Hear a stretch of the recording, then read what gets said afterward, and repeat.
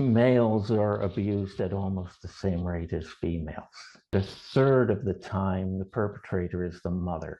Something I had always remembered was when I was little, I was often alone with my mother. She was naked all the time.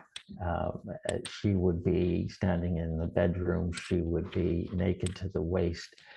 She would have me help her get her stockings off. It wasn't until my mid-30s um, that I was going through a lot of emotional turmoil. And I bought a book called, I think it was Adult Children of Abusive Parents. And like something made me buy this book. I don't know what it was. But I bought this book and I took it home and I hid it underneath my socks. It's like I just felt so guilty that I had bought this book. And one night I took it out and I got to the first line of the book. Like you, I was abused as a child. And I started crying and I couldn't stop. And I cried and cried. I was on the floor. I was curled up crying all night long. That was the first time I realized that I had been abused as a child.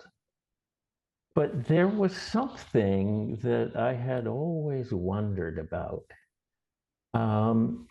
And that was the fact that when I saw nylon clothing, like, you know, a nylon jacket or whatever, it caused really weird feelings in me, like sexual feelings.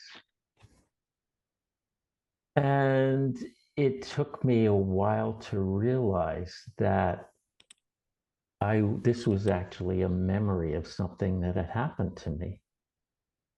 My mother had made me take her stockings off, but she'd also made me take her nylon panties off.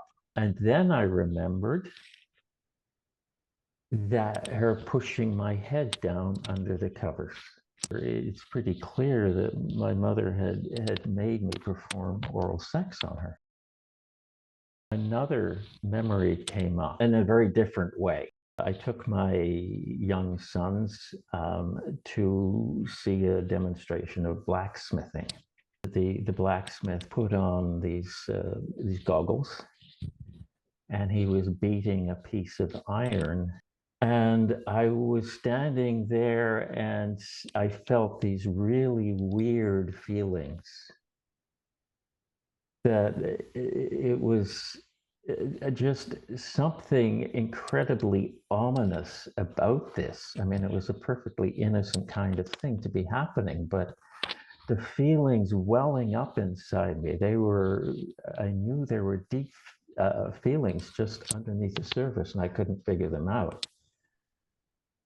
And the next morning, as I was getting out of bed, I had a flashback so vivid. The only way I can describe it is to say I was back there. That I was reliving something that happened when I was 6 years old. There was a man towering over me, and there seemed to be these black dots hovering over his eyes. He was swinging something up and down, and there were flashes of light. It was like a snapshot of what I had experienced as a child. It took about 7 years, I think, to make sense of what that was.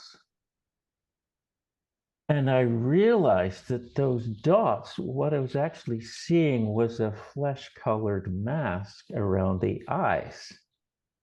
And of course, as a child, I had interpreted that as kind of black dots hovering over the eyes. And the flashes of light were someone taking pictures. And that was the point at which I realized that somehow or other at age 6, I must have been involved with a group that was doing something really bad. I mean, I do remember there are a bunch of people around. And I really suspected that they had been involved in producing child porn. And so I didn't remember anything more about that until 13 years later. So 20 years after I had that original flashback. I was watching a crime drama on TV about a hostage taking.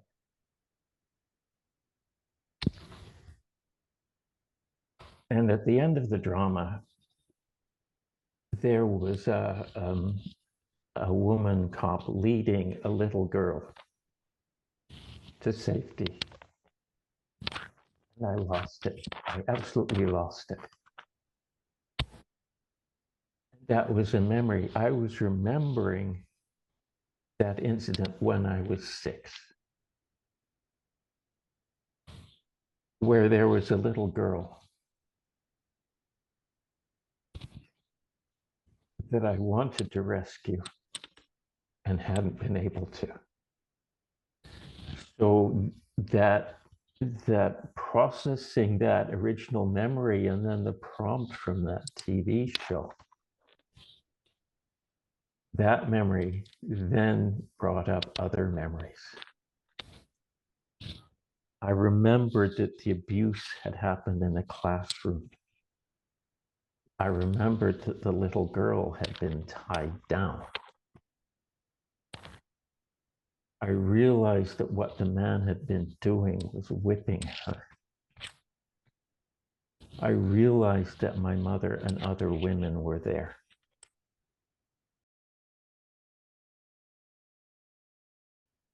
Something else happened, and that was about 5 years ago when I was a therapist.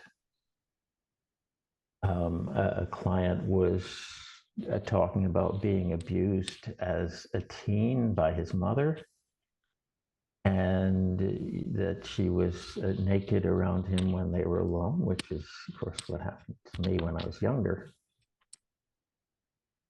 And it was the last session of the day, and I walked to my car, and I was congratulating myself on how well I'd sort of held together during that session.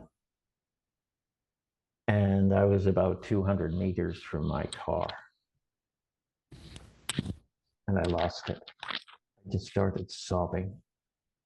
I ran to my car, and I locked the door, and I just cried and cried and cried for about 20 minutes. And the picture that I got in my mind wasn't my mother.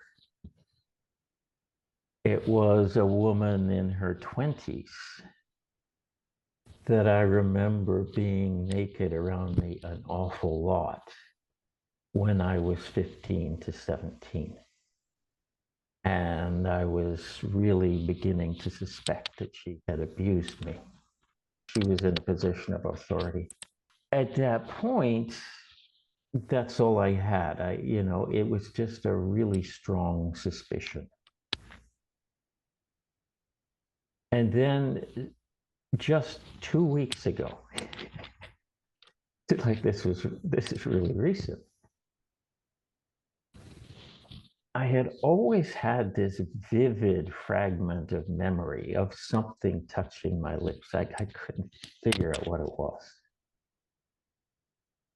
And I woke up one morning and I thought, I've always tried to figure out how this fits in with how my mother abused me. Maybe this fits in with how that woman abused me. As I was thinking that, the memory just popped into place. It's like, oh, now I realize what I was remembering. that she had made me perform oral sex on her as well.